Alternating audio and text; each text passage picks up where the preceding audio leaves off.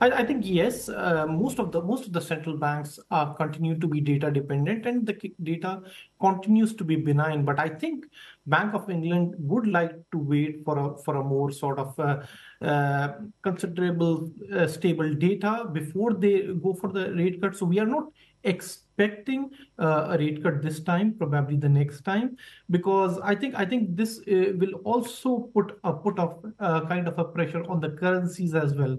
So if you look at generally the central banks, like the Fed was more hawkish than we expected, and they don't seem too concerned on keeping interest rates high, whereas ECB and Bank of Canada has demonstrated the need for the cuts or probably to be ahead of the curve. So we see Bank of England to be more cautious and data dependent on their approach, and we don't see a rate cut this time.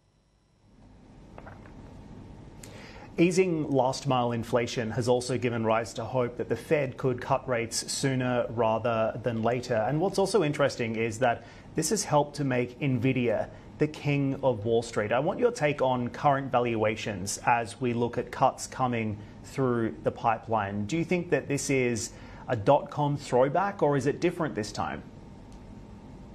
I think overall, if you look at the Fed, yes, the softer than expected, the wholesale inflation data was a welcome news. The market, the S&P is trading at a P/E ratio of 23, and Fed seems to be for a higher for longer policy. But overall, yes, the tech stocks have been on a kind of a bull run, and they have shown a strong operational growth. So, and we are just seeing the tip of the iceberg in terms of the artificial intelligence and the related growth related to that. And Nvidia is a major beneficiary, but then I think other beneficiaries will start coming in, because I think the growth in AI is going to be exponential, and we haven't even started as yet.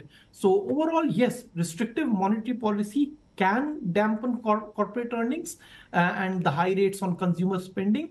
But I think the markets, both the stocks and the bonds, are looking at a rate cut this year.